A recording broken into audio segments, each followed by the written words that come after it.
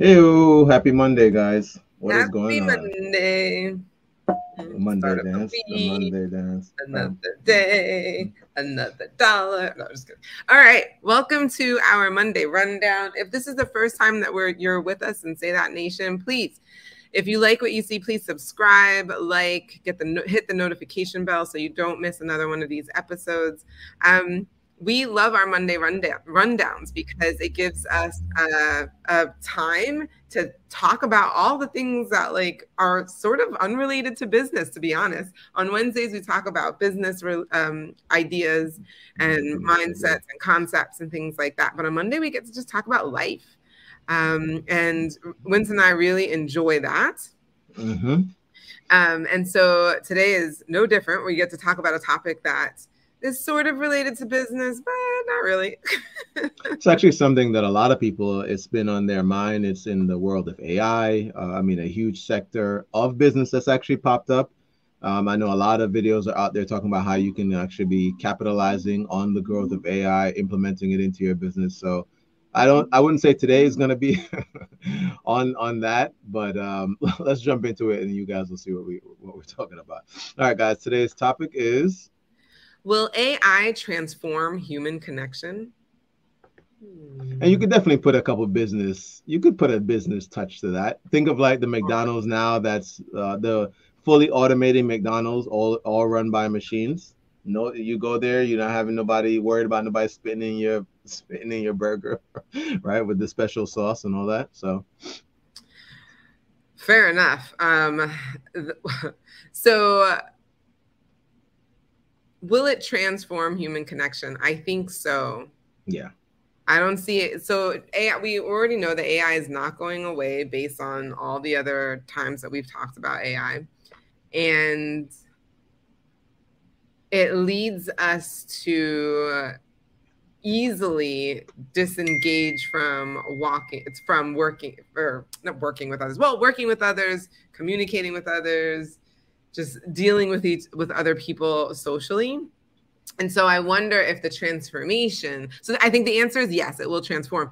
But I think what will it transform to is the other piece of that's it. where we gotta. So, Yeah, yeah, yeah, like I think it'll transform to a place where I think people start to realize that without human connection, that is the big no, if there is like a no, right? Because like as humans, we need human connection in order to survive and to really honestly thrive. And I know last week we watched a video about happiness and how social connection was a big part of what makes people happy. I yeah. would say the difference between silicon based beings and carbon based beings, so silicon based beings being our AI friends and carbon based beings being us as humans, I think the biggest difference is going to be connection and the way that we connect as humans.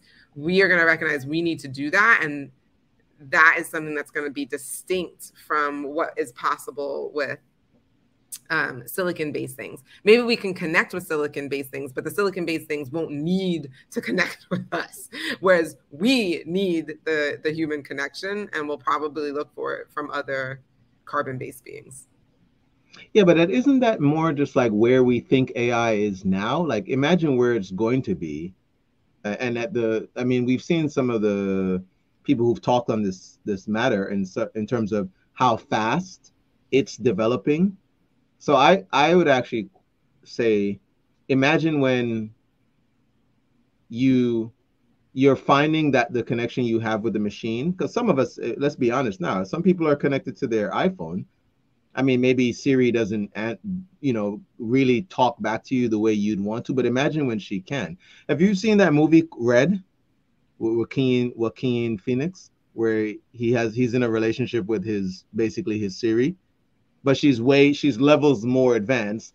Essentially, at the end of the movie, the machine, to your point, recognizes she wants to go off and has other relationships and no longer wants to be in a relationship with him.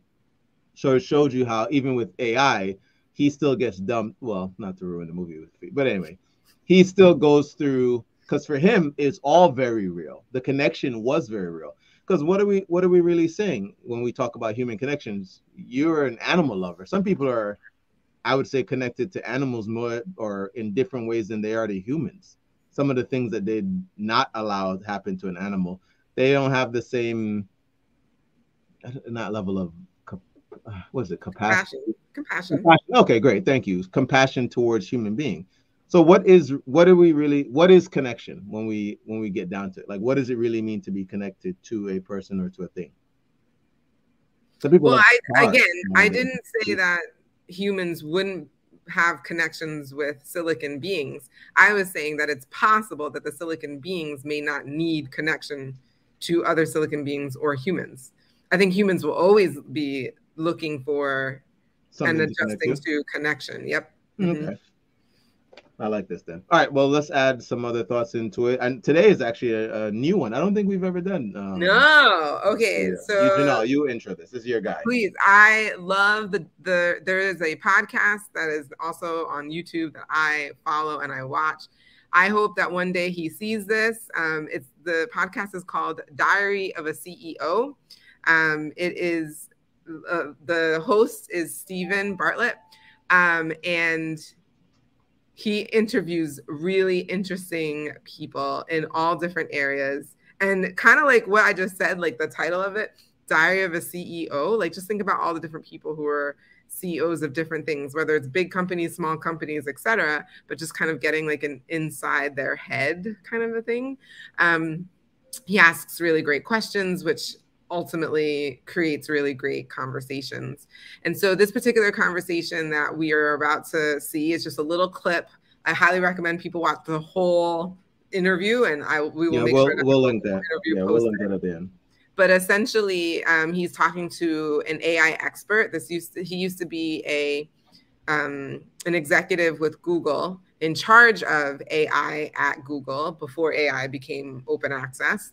And he has a lot to say about AI and how we should view it in the very near future as well as the long term. So I can't wait for you guys to hear what he's got to say. Let's start it up. Most important questions to ask is, what is artificial intelligence? The word is being thrown around, AGI, AI, etc., etc. In simple terms, what is artificial intelligence? So as a young geek, I coded computers by solving the problem first, then telling the computer how to solve it, right? Artificial intelligence is to go to the computers and say, I have no idea. You figure it out, okay? So we would, the way we teach them, or at least we used to teach them at the very early beginnings very, very frequently, was using 3 bots. One was called the student and one was called the teacher, right? And the student is the final artificial intelligence that you're trying to teach intelligence to. You would take the student and you would write a piece of random code that says, try to detect if this is a cup, okay? And then you show it 1 million pictures. And, the machine would sometimes say, yeah, that's a cup. That's not a cup. That's a cup. That's not a cup. And then you take the best of them, show them to the teacher bot. And the teacher bot would say, this one is an idiot. He got it wrong 90% of the time. That one is average. He got it right 50% of the time. This is randomness. But this interesting code here, which could be, by the way, totally random. This interesting code here got it right 60% of the time. Let's keep that code, send it back to the maker, and the maker would change it a little bit, and we repeat the cycle, okay? Very interestingly, this is very much the way we taught our children. Believe it or not, when your child, is playing with a puzzle, he's holding a cylinder in his hand, and there are multiple shapes in a wooden board, and the child is trying to fit the cylinder, okay? Nobody takes the child and says, hold on. Turn the cylinder to the side, look at the cross-section. It will look like a circle. Look for a matching, shape and put the cylinder through it. That would be old way of computing. The way we would let the child develop intelligence is we would let the child try, okay? Every time, he or she tries to put it within the star shape, it doesn't fit. So, that's not working. Like, the computer saying this is not a cup, okay? And then eventually it passes through the circle and the child, and we all cheer and say, well done, that's amazing, bravo. And then the child learns, oh, that is good. You know, this shape fits here. Then he takes the next one, and she takes the next one, and so on. Interestingly, the way we do this is, as humans, by the way, when the child figures out how to pass a cylinder through a circle, you've not built a brain. You've just built one neural network within the child's brain. And then there is another neural network that knows that 1 + 1 is 2, and a third neural network that knows how to hold a cup, and so on. That's what we're building so far. We're building single-threaded neural networks. You know, ChatGPT is becoming a little closer to a more generalized AI, if you want. But those single-threaded networks are what we used to call what we still call artificial special intelligence. Okay, so it's highly specialized in one thing and one thing only, but doesn't have general intelligence. And the moment that we're all waiting for is a moment that we call AGI, where all of those neural networks come together to build one brain or several brains that are each massively more intelligent than humans. Your book is called Scary Smart. Yeah. If I think about that story you said about your time at Google, where the machines were learning to pick up those yellow balls, you celebrate that moment because the objective is accomplished? No? No, that was the moment of realization. This is when I decided to leave. So you see, the thing is, I know for a fact that most of the people I worked with who are geniuses always wanted to make the world better. Okay, you know, we've just heard of Geoffrey Hinton leaving recently. Geoffrey Hinton, give some context to that. Geoffrey is sort of the grandfather of AI, one of the very, very senior figures of AI at Google. You know, we all believed very strongly that this will make the world better, and it still can, by the way. There is a scenario, possibly a likely scenario, where we live in a utopia, where we really never have to worry again, where we stop messing up our planet, because intelligence is not a bad commodity. More intelligence is good. The problems in our planet today are not because of our intelligence. They are because of our limited intelligence. You know, our intelligence allows us to build a machine that flies you to Sydney so that you can surf. Okay, our limited intelligence makes that machine burn the planet in the process. So we a little more intelligence is a good thing, as long as Marvin Minsky said. I said Marvin Minsky is one of the very initial scientists that coined the term AI. And when he was interviewed, I think by Ray Kurzweil, which again is a very prominent figure in predicting the future of AI, he asked him about the threat of AI, and Marvin basically said, look, you know, it's not about its intelligence. It's about that we have no way of making sure that it will have our best interest in mind. Okay. Sex dolls that can now. No. Hold on. Human connection is going to become so. Because before they jump into this, that's such an amazing point to recognize that it's not that the airplane itself is a bad idea. It's just our limited intellect hasn't yet found a way for it to not negatively impact the world as it's positively doing something like allowing us to travel great distances. That's such a wow, what an amazing point. I have watched the full interview of this several times, and he brings that point home over and over and over again.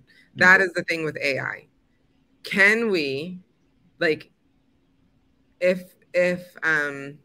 I mean, not to give too much away in terms of his book, but basically at the end of his book, it's like humans are on an island.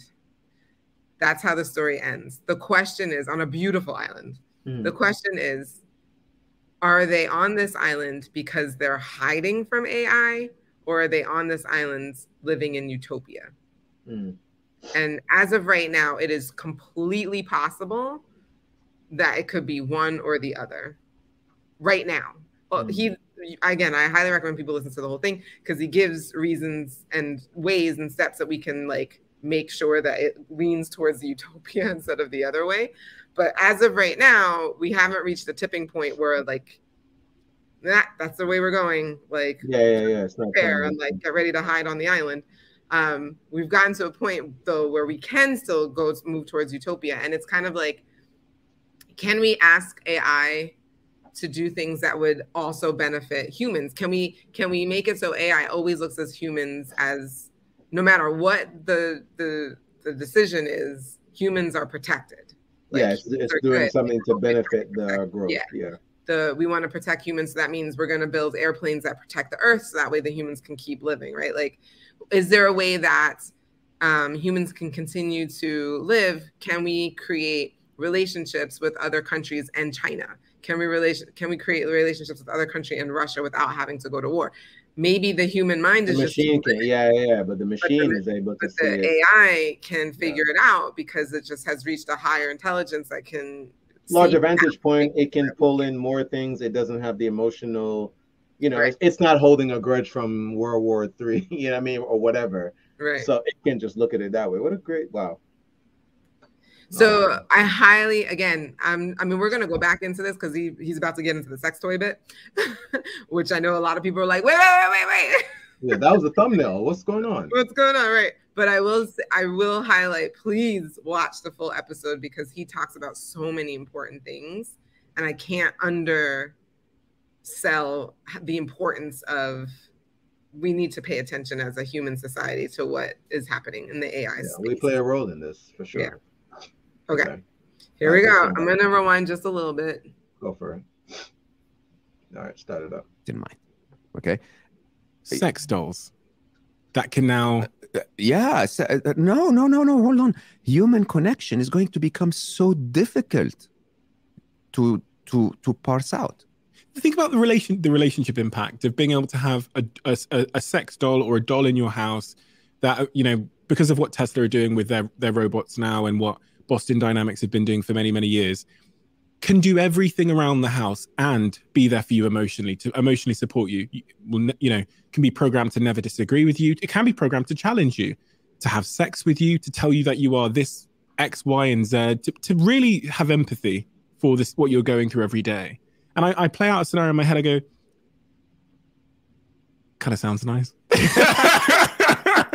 when you were talking about it, I was thinking, oh, that's my girlfriend. I mean, she's wonderful in every possible way, but not everyone has one of her, right? Yeah, exactly. And there's a real issue right now with dating, and people are finding it harder to find love, and we're working longer, so all these kinds of things. You go, well, and obviously I'm against this. Just if anyone's confused, obviously I think this is a terrible idea. But with a loneliness epidemic, with people saying that the bottom 50% of men haven't had sex in a year, you go, ooh, if something becomes indistinguishable from a human in terms of what it says than and a human. speaks. Yeah, but you just don't know the difference in terms of the way it's speaking and talking and responding. And then it can run errands for you and take care of things and book cars and Ubers for you. And then it's emotionally there for you, but then it's also programmed to have sex with you in whatever way you desire. Totally selfless. I go, that's going to be a really disruptive industry for human connection. Yes, sir. Do you know what? Before you came here this morning, I was on Twitter and I saw a post from, I think it was the BBC or a big American publication, and it said an influencer in the United States, this really beautiful young lady, has cloned herself as an AI, and she made just over $70,000 in the first week, because men are going on to this on Telegram. They're sending her voice notes and she's responding. The AI is responding in her voice, and they're paying. And it's made $70,000 in the first week. And I go, and she did a tweet saying, oh, this is going to help loneliness. Are you out of your fucking mind? Would you blame someone from noticing the sign of the times and responding? No, I absolutely don't blame her, but let's not pretend it's the cure for loneliness. Not yet. Do you think it could? That artificial love and artificial relationships. So if I told you you have you cannot take your car somewhere, but there is an Uber, or if you cannot take an Uber, you can take the tube, or if you cannot take the tube, you have to walk. Okay, you can take a bike, or you have to walk. The bike is a cure to walking. It's as simple as that. I am actually genuinely curious. Do you think it could take the place of human connection? For some of us, yes. Yes. For some of us, they will prefer that to human connection. Is that sad in any way? I mean, is it just sad because it feels sad? Look at where we are, Stephen. We are in the city of London. We've replaced nature with the walls and the tubes and the undergrounds and the overgrounds and the cars and the noise and of London. And we now think of this as natural. I hosted Greg Foster, my octopus teacher, on Slow-Mo, and he basically, I asked him a silly question. I said, you were diving in nature for 8 hours a day. Does that feel natural to you? And he got angry. I swear, you could feel it in his voice. He was like, do you think that living where you are, where paparazzi are all around you and attacking you all the time, and people taking pictures of you and telling you things that are not real, and you having to walk to a supermarket to get food, do you think this is natural? He's the guy that dove from the Netflix documentary. Yeah, from my octopus teacher. So he dove into the sea every day for 8 hours to hang out with an octopus. In 12 degrees Celsius. And he basically fell in love with the octopus. And in a very interesting way, I said, so why would you do that? And he said, we are of Mother Nature. You guys have given up on that. That's the same. People will give up on nature for convenience. What's the cost? That's exactly what I'm trying to say. What I'm trying to say to the world is that if we give up on human connection, we've given up on the remainder of humanity. If you love the Diary of a CEO brand and you watch this channel, please do me a huge favor. Become part of the 15% of the viewers on this channel. Click on hit the subscribe button. It helps us tremendously. I love that he always mentions that at anything. He knows the percentage of people. Actually, to that point, shout outs to all of the brand new subscribers that we have here with us on this channel. We cracked 222, so shout outs to you guys. Welcome to our family. Yeah. So final thoughts. I mean, honestly, the video ended right where I feel like it needed to start, which is, what is the cost? And the cost is human connection with carbon entities. Yeah, see, I think the point that he made that I was alluding to is I feel like we have that already in so many areas. To the he mentioned the guy from My Octopus Diary, I think it's called. And when you see what happened or how that whole thing played out, it's the same. You can create a relationship with anything that you spend enough time with. Oh, I didn't say that it's not going to happen. Oh, no, I'm not saying that it's not going to happen. They're going to be like, well, I want this thing because like this thing. Yeah, I don't have to go through all the hassle of think of all the things he said. You're not arguing with things unless you want to argue, because there are people who are like that. You can program something the way you want it, the same way. But at what cost? My thing is, at what cost? I think it ended right. TiVo replaced not being at home or not going out as much. I think we're looking at it as a costing, and I think personally that it can mean so much greater for humanity. I guess that right now it doesn't seem like it'll play out that way, but I don't think everyone's going to be sitting at home just talking to their robot. Is my thought. I hear it's going to shift things. If we can program it to do all the things, and the empathy and the sex and all the things. Yeah.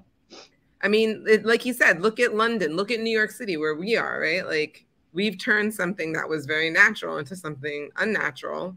And I mean unnatural in the fact that like it's not like the nature as we know it, right? Yeah, like, it's not forests. We're not living in tree houses. Right. And yeah. Right. So what has the cost been?